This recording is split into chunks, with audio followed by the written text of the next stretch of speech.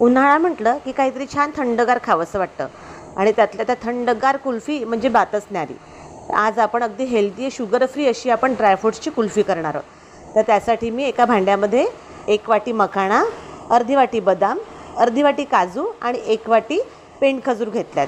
त्यामध्ये आपल्याला कोमट दूध टाकून द्यायचं आहे. ड्रायफ्रूट्स बुडेल एवढं आपल्याला कोमट दूध टाकून 1 तास आपल्याला त्याला झाकून ठेवून द्यायचं आहे. 1 तासानंतर काय करायचं आहे, आपल्याला ते मिक्सरमध्ये आपल्याला पूर्ण ड्रायफ्रूट्स दुधासोबत टाकायचे आहे. जर आपल्याला वाटलं की दूध थोडं कमी होतं, आपण अजून थोडंसं दूध ॲड करू शकतो आणि याची आपल्याला एक मस्तपैकी छान फाईन अशी पेस्ट करून घ्यायची आहे. नंतर एका भांड्यामध्ये 1 लिटर मी दूध छानपैकी तापवत ठेवलं आहे. दुधाला मस्त खळखळून उकळी आली की त्यामध्ये आपल्याला ही पूर्ण पेस्ट टाकायची आहे आणि एका दिशेने आपल्याला छानपैकी त्याला ढवळून घ्यायचं, एकजीव करायचं, त्याच्यात गुठळ्या राहू द्यायच्या नाही.